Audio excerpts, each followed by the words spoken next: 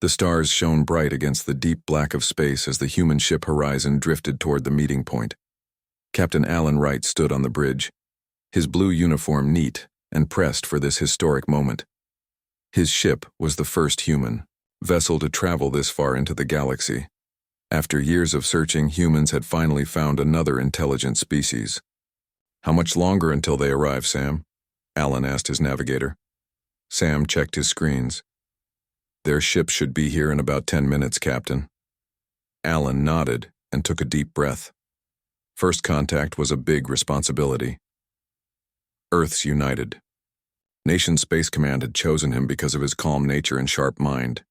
He knew that what happened today could affect humanity's future forever. The Horizon wasn't a warship. It carried scientists, diplomats, and explorers. Alan had brought his best team members, Dr. Susan Miller, the chief scientist, Jack Nelson, head of security, and Maria Gomez, their top language expert. These four would be the first humans to meet the aliens face to face. "Captain, I'm picking up 3 ships entering the area," said Lisa, the sensor operator. Her voice was steady, but her eyes were wide. Alan moved closer to the main screen. "Show me." 3 massive ships appeared, each one at least 5 times larger than the Horizon. They were dark metal with sharp angles and glowing red lights along their hulls. They didn't look friendly. "They're hailing us," Maria said from her communication. "Station, put them through," Alan ordered. The screen flickered and an alien face appeared. It had gray skin, 4 yellow eyes, and no visible nose. Its mouth was full of small, sharp teeth. "I am High Commander Zex of the Zarkonian Empire," the alien said in a deep voice. Their translation system worked perfectly, converting the alien sounds into English. "You have entered our territory, humans." Alan stepped forward. "I am Captain Alan Wright of Earth. We come in peace and wish to establish friendly relations between our peoples." The alien made a sound that might have been a laugh. "The Zarkonian Empire does not establish friendly relations. We rule hundreds of star systems. You will come to our command ship to discuss your surrender terms." Alan kept his face calm, but inside he felt worried. This wasn't going as hoped. "We would be happy to meet with you, but not to discuss surrender. We offer friendship and trade." Topper. Alien stared for a moment, then nodded. "Very well. You may bring 3 others with you. Our shuttle will dock with your ship in 1 hour." After the call ended, Alan gathered his team. "This won't be easy," he told them. "These Zarkonians seem aggressive, but we need to learn more about them. Our job is to be diplomatic no matter what happens." Susan adjusted her glasses. "What? If they're hostile? We're not prepared for a fight." "Then we don't fight," Alan said firmly. "We observe, we learn, and we report back to Earth. Remember, we represent all of humanity today." 1 hour later, a small Zarkonian shuttle attached to the Horizon. The 4 humans entered through the airlock and found themselves facing 6 tall Zarkonian soldiers, each holding what looked like energy weapons. "Follow," one of them said simply. The shuttle trip to the main Zarkonian ship was short but tense. No one spoke. When they arrived, the humans were led through long metal corridors into a large room with a round table. 3 Zarkonians sat on one side, wearing elaborate uniforms covered with strange symbols. "Sit," the middle one commanded. It was High Commander Zex from the earlier call. As they sat down, Alan noticed several smaller aliens moving around the edges of the room. They had blue skin and large eyes. One dropped a metal container, making a loud noise. Instantly, one of the Zarkonians stood up, pulled out a weapon, and fired at the small alien, who fell to the floor. What was that for? Alan stood up quickly, shocked by what he had just seen. The Zarkonians looked surprised by his reaction. "The slave made a mistake," Zex said, as if explaining something obvious. "Mistakes must be punished." Alan looked at the small alien lying on the floor. "Is it dead?" "Of course," Zex replied. "They are easily replaced." Susan gasped. Maria put a hand over her mouth. Jack tensed, ready for trouble. Alan took a deep breath. "Where we come from, We don't kill people for small mistakes, and we don't keep slaves. The Zarkonians looked at each other. All powerful species keep slaves, Zek said. It is the natural order of things. The strong rule the weak. Not in human space, Alan said firmly. We believe all intelligent beings have rights. Commander Zex's eyes narrowed. Such weakness will be your downfall, human. Now let us discuss how your planets will fit into our empire. Alan stood up straight. I'm afraid that's not possible. Humanity will not have relations with empires that practice slavery or casual killing. The room grew very quiet. The Zarkonians seemed shocked. No species has ever refused the empire, Zek said slowly. This is unexpected. Perhaps we can meet again when you've reconsidered your practices, Alan said. He reached into his pocket and pulled out a small data device. As a gesture of goodwill, here are details of some of our older defensive technologies. We hope next time we can meet as friends, not as master and slave. The Zarkonians took the device, clearly confused by this reaction. As the humans were escorted back to their shuttle, they could hear the Zarkonians talking excitedly among themselves. Back on the horizon, Alan ordered an immediate return to Earth. They'll see our actions as weakness, he told his crew as they traveled home. They don't understand that walking away takes more strength than fighting. 2 weeks later, Alan stood before the United Nations Space Command in New York, giving his report. The room was silent as he described the Zarkonians and their empire. In my opinion, he concluded, conflict with the Zarkonian Empire is now inevitable. They see the universe as something to conquer. They will come for Earth thinking we are weak. Admiral John Phillips leaned forward. What do you recommend, Captain Wright? Alan's face was serious. We need to prepare, but not in the way they expect. The data I gave them was carefully chosen, enough to make them think they understand us, but not enough to reveal our true capabilities. He paused, then added, The Zarkonians expect us to either surrender or fight by their rules. They don't understand that humans don't just fight wars, we solve problems permanently, and they have just become our problem. 5 years passed since the first meeting with the Zarkonians. On the surface, life on Earth continued as normal. People went to work, children played in parks, and the news rarely mentioned the alien empire that lurked at the edge of human space. But deep beneath the Rocky Mountains, in a hidden command center, Admiral Diane Foster worked day and night on humanity's response. She was a tall woman with short gray hair and eyes that missed nothing. Today she stood before the United Nations Security Council. Protocol Thermopylae is now 60% complete, she reported, pointing to the screens behind her. We've taken a different approach than what the Zarkonians will expect. Explain this approach again, asked the Chinese representative, leaning forward. Admiral Foster nodded. The Zarkonians expect us to build warships, big, obvious vessels they can target and destroy. Instead, we're creating something they won't see coming. She pressed a button and the screen showed tiny machines smaller than a fingernail. These are nanite swarms. Once released, they can take apart enemy ships piece by piece. We have also developed AI drones that learn from every battle and quantum disruptors that can shut down their shields. And you're certain they don't know about these? Asked the Russian representative. Foster smiled slightly.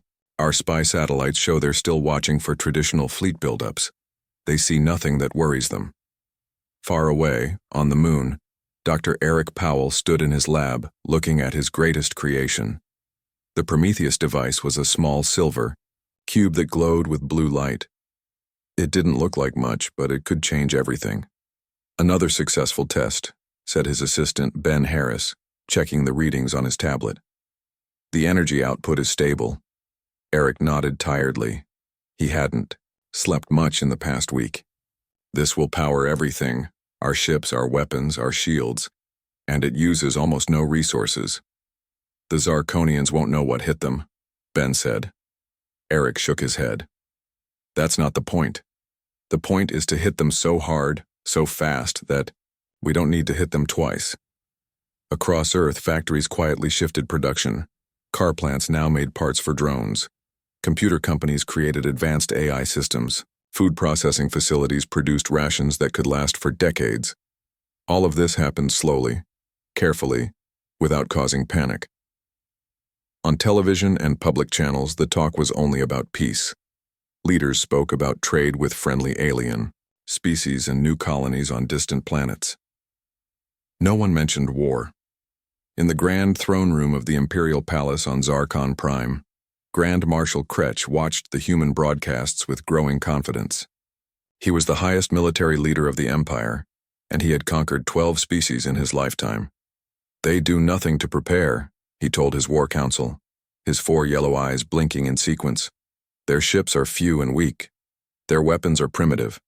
They talk only of peace and trade." General Vaz, his second-in-command, studied the reports from their spies. "It is strange, Marshal. They must know we are coming." Kretch made the clicking sound that was Zarkonian laughter. "They are in denial. Their captain refused our offer 5 years ago, and now they pretend we don't exist. Humans are weak. They value individual lives too much to be strong warriors." "When do we attack?" asked General Vaz. Kretch pointed to a star map. "Our fleet will reach their outer system in 3 months. We will strike their Earth and Mars first, targeting their factories and population centers. They will surrender within days." What the Zarkonians didn't know was that humans had been busy in places they never thought to look. Deep inside the clouds of Neptune, hidden from all sensors, a massive station floated in the blue gases. Inside, Commander Lily Rodriguez walked through the central control room, checking each station. She was young for such an important position, but her mind worked faster than anyone's. "How are the tests coming, Joe?" she asked her chief engineer. Joe looked up from his screens. "The Harbinger network is fully operational, Commander. All relays are in position." Lily nodded with satisfaction. "Show me." Joe pressed a series of buttons, and a holographic map appeared, showing hundreds of small dots spread throughout the solar system. Each was a communication relay that could send messages instantly across any distance. "When the Zarkonians come," Lily said, "every part of our defense will be able to talk to every other part without any delay. We'll move as one. They won't stand a chance," Joe said. Lily's face grew serious. "The goal isn't to destroy them, Joe. The goal is to end the threat once and for all. There's a difference. In other hidden bases throughout the solar system, inside, hollow asteroids beneath the surfaces of moons and in the rings of Saturn, humans prepared other surprises. They built small, nearly invisible platforms that could fire quantum disruption beams. They created medical drones designed not to kill, but to peacefully disable enemy soldiers. The years of preparation were almost over. 3 months later, the IDZR sensors in the Kuiper Belt, the distant edge of the solar system, detected movement. A massive fleet of Zarkonian ships, over 300 large vessels and thousands of smaller ones, entered the solar system. In the command center beneath the Rocky Mountains, Admiral Foster received the alert. "They're here," she said quietly, to her staff. "Begin Phase 1. On the main Zarkonian warship, Grand Marshal Kretch stood proudly on his bridge. "Send the message," he ordered. The communication officer nodded. "Broadcasting now, Marshal." Across all channels in all human languages, the Zarkonian message played. "Humans of Earth, this is Grand Marshal Kretch of the Zarkonian Empire. Your solar system is now under our control. You have 12 hours to surrender unconditionally. If you resist, we will destroy your cities one by one until you submit." In her command center, Admiral Foster listened to the message without expression. When it ended, she turned to her communication officer. "Send our reply," she said. The officer nodded and typed a short message. Seconds later, it transmitted to the Zarkonian fleet. "We acknowledge your declaration. We recommend reconsideration."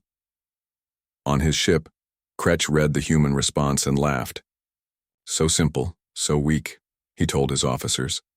"They think words can stop our fleet." "Should we begin the attack now?" General Vaz asked. "No," Kretch replied. "Let them suffer in fear for 12 hours. Then we will show them true power." What Kretch didn't know was that all across the solar system, hidden human defenses were already activating. preparing a response unlike anything the Zarkonians could imagine. The 12-hour deadline was almost up. The massive Zarkonian fleet had moved closer to Mars, positioning their ships for the first wave of attacks. On the bridge of his flagship, Grand Marshal Kretch watched the countdown timer with growing excitement. 2 minutes remaining, announced his tactical officer. No sign of human fleet movement. Kretch nodded with satisfaction. They hide in fear. Prepare all weapons. Marshal! Called out the sensor operator suddenly. We're detecting a single human vessel approaching from Mars. Kretch moved to the main viewer. Show me. On the screen appeared a small, sleek ship with the words UNS Determination written on its hull. It had no visible weapons and moved slowly toward the Zarkonian fleet. They send one ship? Kretch couldn't believe it. Scan it. The tactical officer worked his controls. No weapon signatures detected. It appears to be a diplomatic vessel. They're broadcasting on all frequencies, said the communication officer. Me hear it, ordered Kretch. A calm human voice filled the bridge. This is Captain Greg Nelson of the United Nations Ship Determination. I am authorized to speak one final time before conflict begins. Zarkonian fleet. This war is unnecessary. Your empire is not threatened by our existence, but will be by our response. We do not wish to destroy what has taken millennia to build. Please reconsider. Silence fell across the Zarkonian bridge. Then Kretch began to laugh, a harsh clicking sound that his officers quickly joined. Such arrogance, Kretch said. One unarmed ship threatens our entire fleet? He turned to his weapons officer. Target that vessel. Destroy it as our first demonstration of power. Targeted, confirmed the officer, firing main cannons. Brilliant beams of energy shot from the Zarkonian flagship toward the small human ship. The Determination made no attempt to avoid the attack. The beam struck directly and the ship exploded in a flash of light. Broadcast this to all human settlements, Kretch ordered. Show them. He never finished his sentence. At that exact moment, across the entire solar system, thousands of hidden human devices activated at once. On his bridge, Kretch suddenly noticed that the lights were flickering. What's happening? He demanded. Unknown energy field spreading. Through the ship, reported his engineer in a panicked voice. Our systems are shutting down. All around them, the same thing was happening to every Zarkonian ship. Their weapons went offline, their shields failed, their engines stopped working. The entire invasion fleet hung helpless in space. From hidden positions on asteroids, moons, and within the rings of planets, thousands of small platforms emerged. They didn't fire traditional weapons. Instead, they projected invisible fields that disabled Zarkonian technology without damaging the ships themselves. In her command center on Earth, Admiral Foster watched the operation unfold. Phase 2, she ordered calmly. Across the solar system, thousands of small drones launched from their hiding places. Each was about the size of a human hand, metallic and quick. They swarmed toward the Zarkonian ships attaching to their hulls. Inside his powerless flagship, Kretch watched helplessly as the ship's systems shut down one by one. What are these humans doing? He whispered. Marshal, shouted his security chief. Something is coming through the air vents. A fine mist began to fill the bridge. Kretch tried to order an evacuation, but his legs suddenly felt heavy. His eyes wouldn't stay open. All around him, his officers slumped in their chairs, falling into a deep sleep. The same scene played out on every Zarkonian ship. The medical drones had released a carefully designed gas that put the Zarkonians into a peaceful sleep without harming them. Meanwhile, other specialized drones connected to the ship's computers, downloading all information from tactical data to cultural archives. Within 6 hours, the entire Zarkonian invasion fleet, over 300 capital ships and thousands of support vessels, was under human control. Not a single shot had been fired after the destruction of the Determination. Not a single Zarkonian life had been lost. In the Neptune command station, Commander Lily Rodriguez watched the final reports come in. All ships secured, she confirmed to Admiral Foster over the Harbinger network. All crew members are stable and sleeping. Download of their database is 80% complete. Admiral Foster nodded on the screen. Excellent work, Commander. Begin Phase 3. 12 hours after the Zarkonian surrender deadline had passed, Admiral Foster's shuttle docked with the Zarkonian flagship. She wore her formal blue uniform with gold trim but carried no weapon. 4 medical officers accompanied her, along with 2 diplomats. They made their way to the bridge where Grand Marshal Kretsch was just waking up. Human doctors had given him and his senior officers a drug to counteract the sleeping gas. He blinked, his 4 yellow eyes in confusion as Foster entered. What has happened?" he asked, his voice weak. Admiral Foster stood before him, hands clasped behind her back. "Grand Marshal Kretsch, your invasion fleet has been neutralized. Your ships are under our control. Your crews are unharmed but currently sleeping peacefully." Kretsch looked around his bridge in disbelief. His mighty warship, the pride of the Zarkonian fleet, had been taken without a fight. "How is this possible? Where is your fleet?" "We don't fight wars the way you do," Foster explained. "We could have destroyed your fleet, but that would only ensure another fleet would come. Instead, we're addressing the root problem, your empire's belief that conquest is the natural order."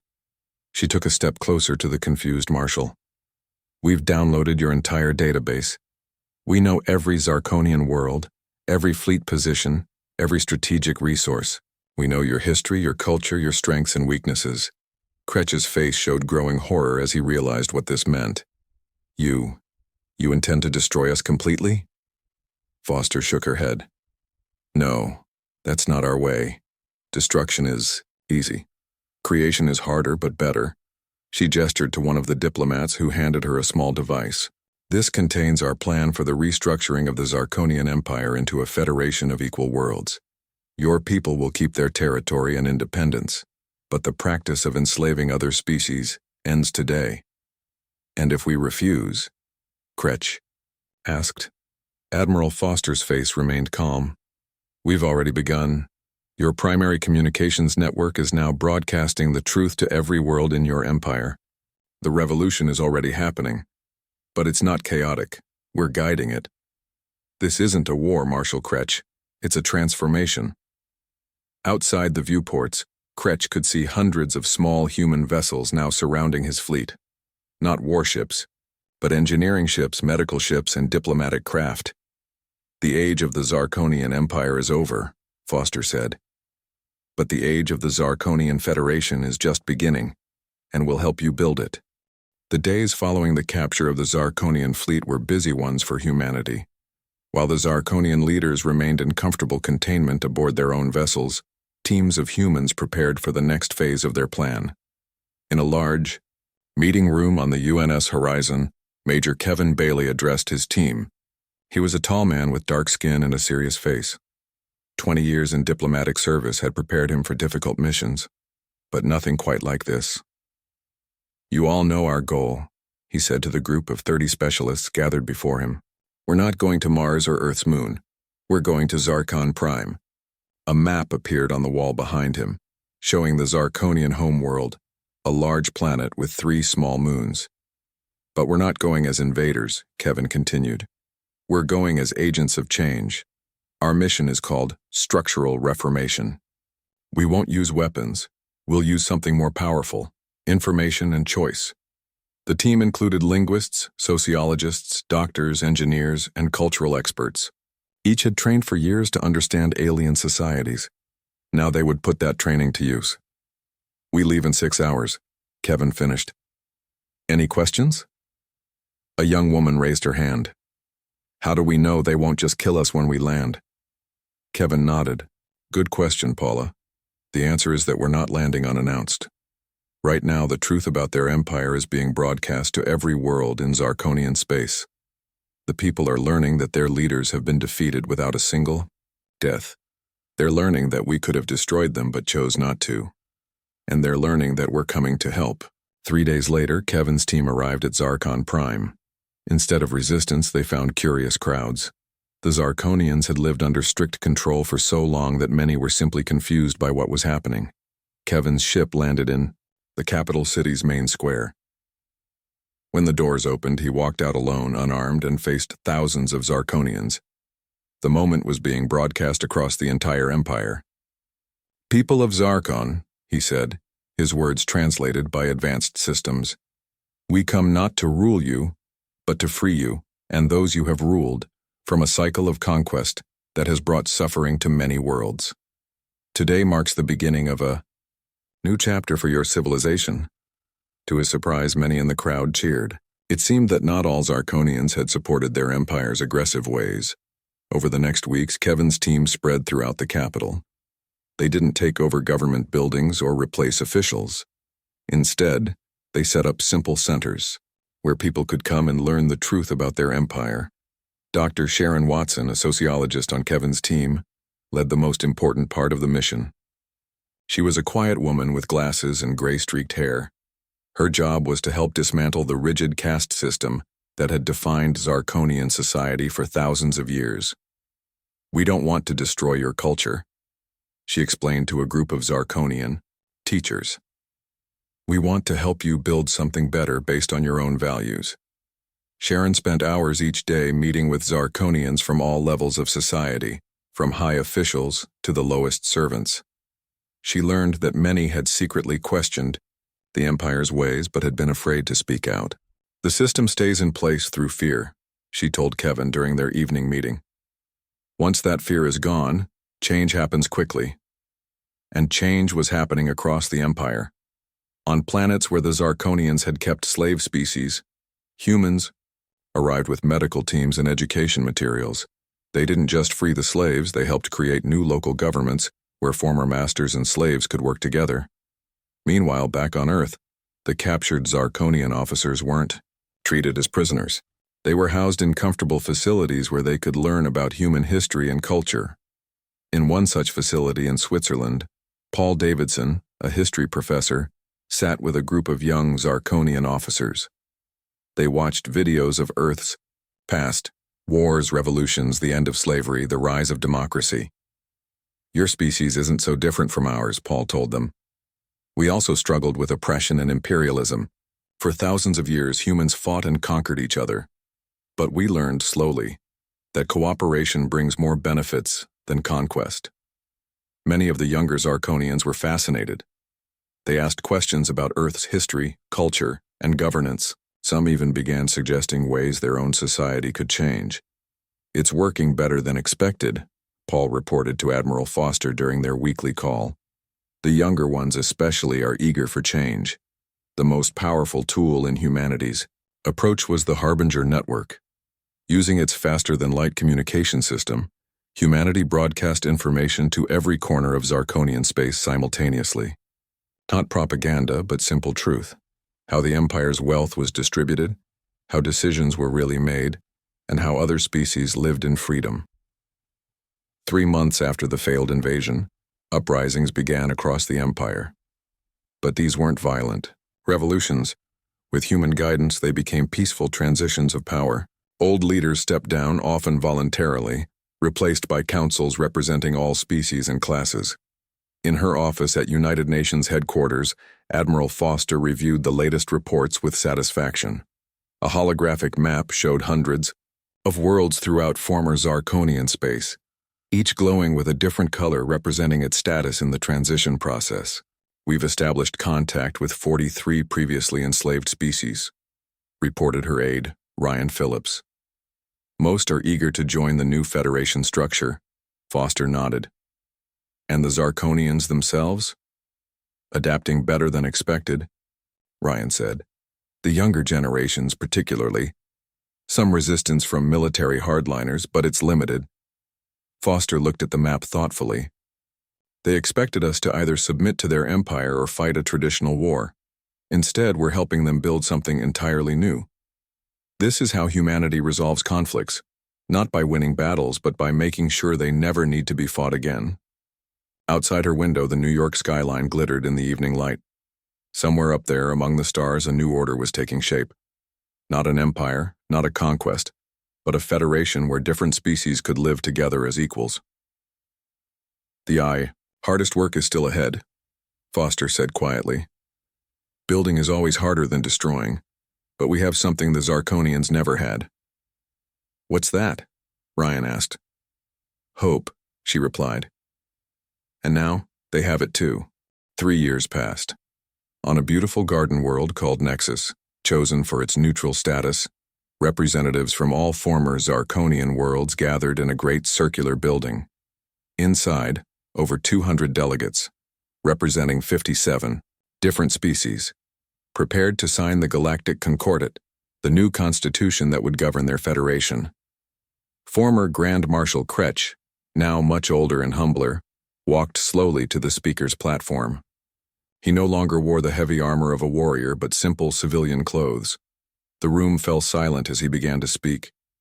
3 years ago I led our greatest fleet to conquer humanity, he said, his voice carrying across the hall. I was certain of victory.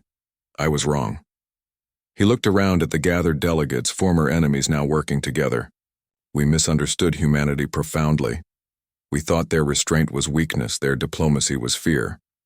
We did not realize they had moved beyond conquest, because they had discovered something more powerful: transformation. Many delegates nodded, in agreement. The story of humanity's response to the Zarkonian threat had spread throughout the galaxy, changing how species viewed conflict itself. Meanwhile, on Earth, the United Nations had expanded to become the Interstellar Cooperative, open to all peaceful species. In the Grand Assembly Hall in Geneva, Captain Alan Wright, the man whose first contact had triggered these events, addressed the first meeting as Earth's new ambassador. 5 years ago, I stood before a Zarkonian commander who believed that power meant the ability to destroy. Alan said to the assembled representatives. Today I stand before a gathering that understands a deeper truth. He paused, looking at the faces of humans and aliens alike. Humanity learned through our own bloody history that true victory isn't achieved by defeating your enemy, but by making enemies unnecessary. We don't fight wars to win them. We solve the problems that make wars inevitable. After the ceremony, Admiral Foster met with a young Zarkonian named Kalax in the garden outside. He had been a junior officer on one of the invasion ships and now studied at Earth's Diplomatic Academy. There's something I've wanted to ask you, Kalax said hesitantly. Why did humans choose to spare us? You could have destroyed our fleet, our empire. You had the power. Foster smiled gently. Throughout our history, we've learned that destruction is easy, but creation is the true test of civilization. The Empire feared us because they judged us by their standards. They fight to conquer. But humans don't fight. We finish. We end conflicts by addressing their causes, not just their symptoms. She gestured to the beautiful garden around them. In your case, that meant helping your people build something better than an empire. And that's a victory that will last far longer than any conquest could. As the story of humanity's approach spread across the galaxy, other aggressive species reconsidered their plans. The reputation that preceded humans was no longer one of military might, but of something far more formidable: the ability to transform enemies into allies and to solve problems permanently. In the years that followed, whenever a species threatened aggression against humans or their allies, they received the same calm response. Are you sure this is the problem you want us to solve? And almost always, they decided it was not.